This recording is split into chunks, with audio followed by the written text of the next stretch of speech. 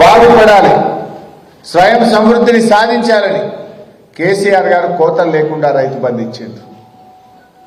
తిండి పెట్టే రైతులకు తొండి చేసి పైసలు ఎగ్గొట్టే పనేమో రేవంత్ రెడ్డి చేస్తుంది. కేసీఆర్ ఏమో తిండి పెట్టే రైతులకు ఎట్లన్నా ₹1 పోవాలి, వాళ్ళకి ఎంత ఇచ్చినా తక్కువే అని కేసీఆర్ అనుకున్నాడు. కానీ తొండి చేసి తిండి పెట్టే రైతులకు ఎట్లా ఎగ్గొట్టాలని రేవంత్ రెడ్డి చూస్తున్నాడు. ఇది కేసీఆర్కు రేవంత్ రెడ్డి గారికి ఉన్నటువంటి తేడా. ఇలా రైతుల బతుకులు మార్చేందుకు కేసీఆర్ గారు రైతు బంధును ప్రారంభిస్తే ఆ రైతు బంధును బొందబెట్టే కుట్ర చేస్తున్నాడు రేవంత్ రెడ్డి. ఇలా రైతులందరూ కూడా మేల్కొనాలి, రైతులందరూ కూడా ఎక్కడికక్కడ కాంగ్రెస్ పార్టీ మంత్రులను ఎమ్మెల్యేలను నిలదీయాలని చెప్పి బీఆర్ఎస్ పార్టీ పిలుపునిస్తా ఉంది. ఆ ఊర్లలో ఉండే కాంగ్రెస్ నాయకులను, మండలాల్లో ఉండే కాంగ్రెస్ నాయకులను, పెద్ద పెద్ద కార్లు వేసుకొని వచ్చే కాంగ్రెస్ నాయకులను ఎక్కడికక్కడ నిలదీయాలి. వానకాలం రైతు బంధు, యాసంగి రైతు బంధు 15,000 ప్రతి రైతుకు చెప్పిన మాట ప్రకారంగా ఇచ్చే విధంగా ప్రశ్నించాలని కూడా బీఆర్ఎస్ పార్టీ ఈరోజు పిలుపునిస్తా ఉంది. ఎందుకంటే కేసీఆర్ గారు 2 ఏళ్లు కరోనా వచ్చిన రైతు బంధు ఆపలే కదా. 11 విడతల్లో 73,000 కోట్ల రూపాయలు ఇచ్చిన మాట ప్రకారంగా రైతు బంధునిచ్చి రైతుల పట్ల తన ప్రేమను చాటుకున్నది కేసీఆర్. కానీ రైతు బంధును బొందబెట్టి రైతుల ఉసురు పోసుకున్నాడు రేవంత్ రెడ్డి. ఇవాళ దుఃఖిదుండే రైతు దుఃఖం తీర్చిన నాయకుడు కేసీఆర్ అయితే రైతు బంధు ఎగ్గొట్టి రైతును దుఃఖంలో పెడుతున్నది రేవంత్ రెడ్డి. ఇవాళ రైతులు కూడా ఆలోచించాలి. ఏ ఒక్క హామీ అమలు చేయలేదు. రుణమాఫీ ఏమన్నాడు, నిన్న అసెంబ్లీ అయిపోయిందంటు. అయినా అదే ఇలా కానోళ్ళు ఉన్నారా? ఎవరన్నా ఇలా ఉన్నారా? మా ప్రెస్ వాళ్ళకి అయింది అందరికీ. నీకు కాలే మీకు అయిందా పైసా? కాలే. మీకు కానోళ్ళు ఉన్నారు ప్రెస్లో, మీకు కూడా కాలే. నేనేమన్నాడు, అసెంబ్లీ అయిపోయింది రుణమాఫీ అంటూ అయ్యేపోయిందంటుండే. నేను అన్న మరి రేవంత్ రెడ్డి పోదాం బాగా గన్మెన్ లేకుండా పోదాం అంటున్నావు కదా. మరి మా మెదక్కు ఇప్పుడు 25 తారీఖు నాడు మెదక్కి వస్తుండు. ముఖ్యమంత్రి గారికి నేను స్వాగతం పలుకుతున్నా. సరే, అమ్మవారి మీద ఒట్టు పెట్టినావు, మాట తప్పినావు. మెదక్ చర్చి మీద ఒట్టు పెట్టినావు, మాట తప్పినావు. ప్రాయశ్చిత్తం చేసుకో. అమ్మవారు చాలా పవర్ఫుల్, ఏడుపాయల అమ్మవారు. ఆ ఏడుపాయల అమ్మవారి దగ్గర ముక్కు నేలకు రాసి చెంపలేసుకొని అమ్మవారు నీ మీద ఒట్టు పెట్టి మాట తప్పినా నన్ను క్షమించు అని ఆ అమ్మవారిని వేడుకో.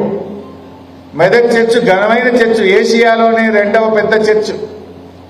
ఆ యేసుక్రీస్తు మీద ఒట్టు పెట్టి మాట తప్పినవు, ఆడ కూడా ప్రాయశ్చిత్తం చేసుకో యేసుక్రీస్తు దగ్గర. తప్పు చేసిన యేసు మహాప్రభు నీ మీద ఒట్టు పెట్టి 15 ఆగస్టులోగా మొత్తం రుణమాఫీ చేస్తా అని చెప్పి డిసెంబర్ యేసుక్రీస్తు పుట్టిన దినం నాటికి కూడా ఇంకా రుణమాఫీ చేయలేదు.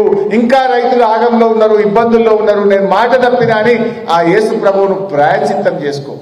ఆ యేసు ప్రభువు గొప్పవాడు, క్షమాగుణం కలిగిన వాడు. తప్పు చేసిన వాడిని కూడా క్షమిస్తాడు. పాపం చేసిన వాడు కూడా ప్రాయశ్చిత్తపడితే క్షమించే గొప్ప గుణమున్న వ్యక్తి యేసు ప్రభు. ఆ యేసు ప్రభువు మీద ఒట్టు పెట్టి మాట తప్పినట్టు రేవంత్ రెడ్డి. అది కూడా ఒక్కసారి చూద్దాం, ఏం మాట్లాడిండో ఒక్కసారి గుర్తు చేసుకుందాం.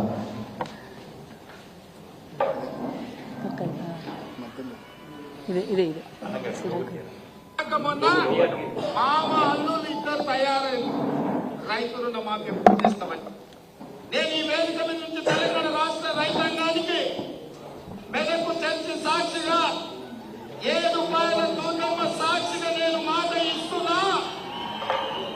15 ఆగస్టు లోపల ప్రతి రైతుకు 2 లక్షల రూపాయల లోపల రుణమాఫీ చేసే బాధ్యత మాది, మా ప్రభుత్వాన్ని.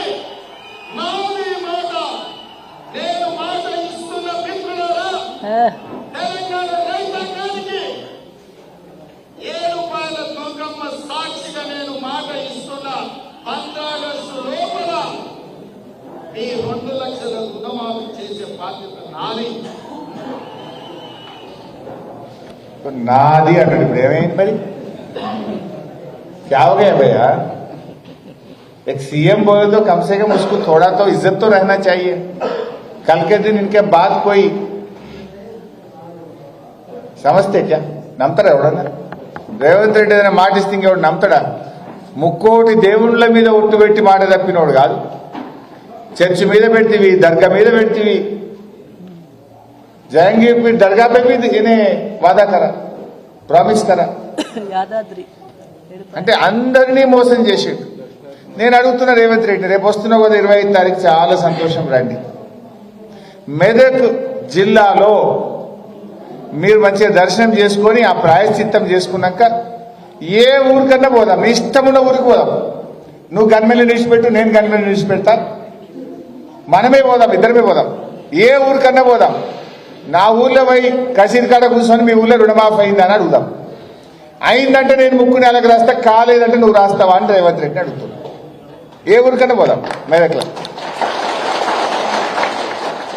నీ బుద్ధి ఉన్న ఊరికి పోదాం రేవంత్ రెడ్డి. మెదక్ జిల్లాలో 25 తారీఖు నువ్వు రమ్మంటే నేను వస్తా, నిలబడతా. నువ్వు ఏ ఊరికంటే ఆ ఊరికి ఇద్దరం కలిసి పోదాం, కసీర్ కాడ నిలబడదాం, ఊరందరినీ పిలిచి మీ ఊళ్ళో రుణమాఫీ అయిందని అడుగుదాం. మరి నువ్వు నిన్న అసెంబ్లీలో అయిపోయిందని ఎట్లా చెప్తావు? నేను అడుగుతా ఉన్నా, ఏ రకంగా చెప్తావు అసెంబ్లీలో? అంటే ప్రజల్ని మోసం చేస్తావా? బ్యాంకర్ల మీటింగ్లోనేమో 49,000 కోట్లు అన్నారు, ఆ తర్వాత 40,000 కోట్లు అన్నారు, క్యాబినెట్లో 31,000 కోట్లు అన్నారు, అసెంబ్లీకి వస్తే 26,000 కోట్లే బడ్జెట్లో పెట్టిండ్రు. ఇచ్చిందేమో 17,000 కోట్లు, చేరిందేమో 12,000 కోట్లు. 49కి వెళ్ళి 12-15కి వచ్చింది. ఇప్పుడు మొన్న ఎప్పుడో మహబూబ్ నగర్లో చెప్పిండు 2,750 కోట్లు వేసేసిన అయిపోయింది రుణమాఫీ అన్నాడు. పడ్డాయా అంటే అవి వెళ్ళి ఇంతవరకు. ఎన్ని అబద్ధాలు ఆడతావు? అబద్ధాలకు కూడా హద్దు పద్దు ఉంటుందా? ఏమనుకుంటారు జనం నిన్ను? ఒక ముఖ్యమంత్రి మెదక్ చౌరస్తాలు నిలబడి మెదక్ చర్చి మీద ఒట్టు పెట్టి పోతివి, మళ్ళా రాబట్టివి చర్చకు. మరి ఆ చర్చిలో ఉన్న దేవుడేమనుకోవాలి? ఆ మాటలు మెదక్ ప్రజలేమనుకోవాలి? నువ్వు ఇచ్చిన హామీ అమలు చేయకుండా అమ్మవారి మీద ఒట్టు పెట్టి, చర్చి మీద ఒట్టు పెట్టి, మాట తప్పి మళ్ళా రాబట్టివి మెదక్కు. పోనీ ఇచ్చిన హామీ అమలు చేసుకొని వచ్చినా, డేట్ పోయినా జరగన పర్వాలెత్తి అనుకుందాం. 15 ఆగస్టు అన్నాడు, పోనీ డిసెంబర్ కన్నా చేసిండు, సేమ్ అయితే చేసింది వచ్చింది అనుకుందాం. చేయకుండానే రాబట్టి సిగ్గు లేకుండా. ఏమన్నా కొంచెమన్నా రేషం ఉండాలి కదా మనిషి అంటూ. మెదకు పోతున్నా మరి ఆ రోజు చర్చి మీద ఒట్టు పెడితే, దేవుని మీద అమ్మవారి మీద ఒట్టు పెడితే, ఎవడన్నా అడుగుతాడో ఏందో, ఆడ ప్రెస్ వాళ్ళు గిట్ట అడుగుతారేమో, రైతులు గిట్ట అడుగుతారేమో. మరి ఆ రోజు మాట ఇస్తే ఎట్లా అని జనంతా ఆలోచన చేసుకొని అది పూర్తి చేసుకోకుండా రావాలి కదా. ఇదేమి ప్రభుత్వం అని నేను అడుగుతా ఉన్నా. ఇంకేమన్నాడు? 2 లక్షల మీద ఉన్న వాళ్ళు జల్దీ కట్టుంటాను అన్నాడా లేదా? ఎవరన్నా కట్టిన వాళ్ళు ఉన్నారే? నువ్వు కట్టినావా? సీన్ లేవు. ఎంత కట్టినావు? ఏం పేరు నీ పేరు? ఏం సీను? గుర్తివాడ సీను. గుర్తివాడ గ్రామమా? 4 లక్షలు అప్పు ఉండే సీనుకు. 2 లక్షలు రేవంత్ రెడ్డి చెప్పిండే కట్టినావు.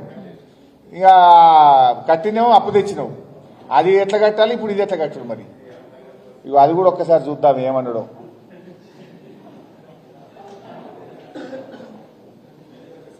ఏమన్నాడే? 2 లక్షల పైన మీరు కట్టి మీతో ఇస్తామని చెప్పినాం.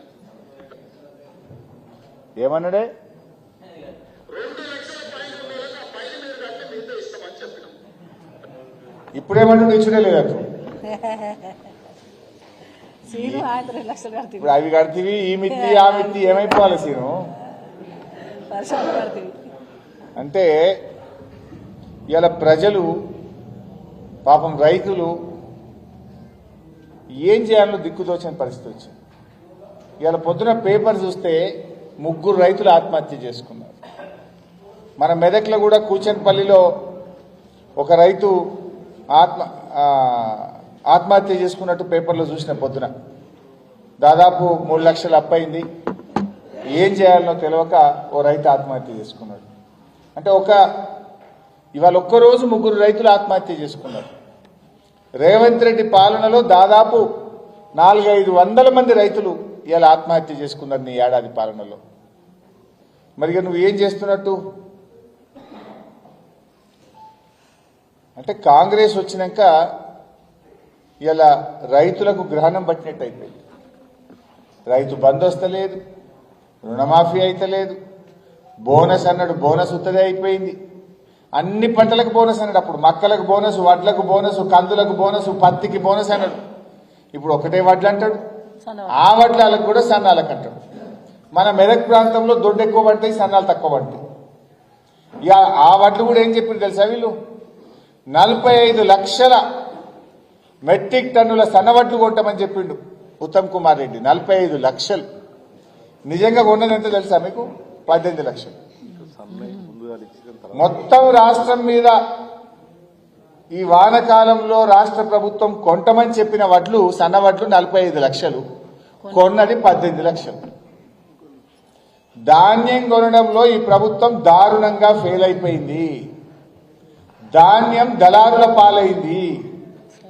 ధాన్యం 200, 300 తక్కువకే రైతులు అమ్ముకొని నష్టపోయినరు. సీజన్ స్టార్ట్ అయినప్పుడు గౌరవ మంత్రి ఉత్తమ్ కుమార్ రెడ్డి గారు 95 లక్షల మెట్రిక్ టన్నుల వడ్లు కొంటాం ఈసారి అన్నాడు. కొన్నదెంత? 44, 43 ఖతం అయిపోయింది. సగమేమి ఎందుకు కొన్నారు మరి? నేను అడుగుతున్నా ఉత్తమ్ కుమార్ రెడ్డి, మిగతా సగం వడ్లు ఎక్కడ పోయినాయి? ఎందుకు కొనలే అంటే మీరు సకాలంలో సెంటర్లు స్టార్ట్ చేయలే. తేమ ఉన్నదని రైతులను కాల్చుక తిన్నారు, కటింగులు పెట్టిండ్రు.